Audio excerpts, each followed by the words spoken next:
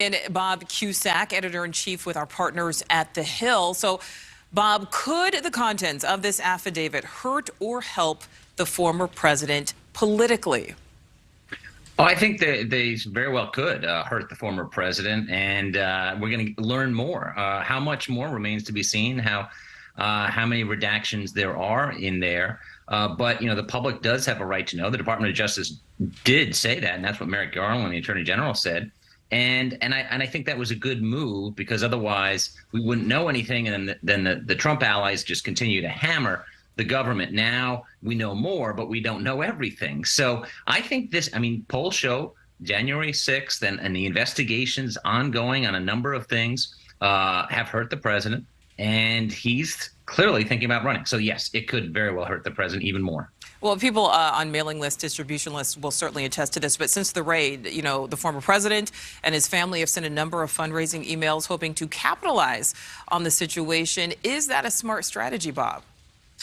Well, fundraisers, Nichole, they're always thinking, how can I use this issue to raise money? And that's how Washington, D.C. money works, and trying to get the money into their accounts or PACs. So, I think it's kind of a normal thing. And in this, when it's such a big story, I'm sure they're raking in big cash. And remember, Trump is, I think, very, very likely to run for president, and he's got to have some money. So He's doing what he's doing. So it can be boosting those bank accounts. Bob, before we let you go, what do you make of the former president jokingly endorsing two Democrats in New York?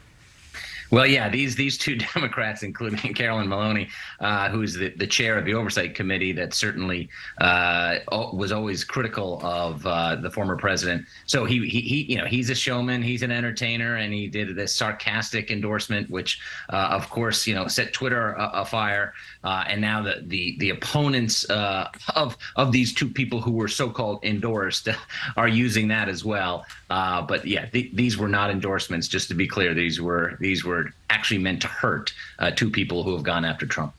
All right, editor-in-chief of The Hill, Bob Cusack, thank you so much. Thank you.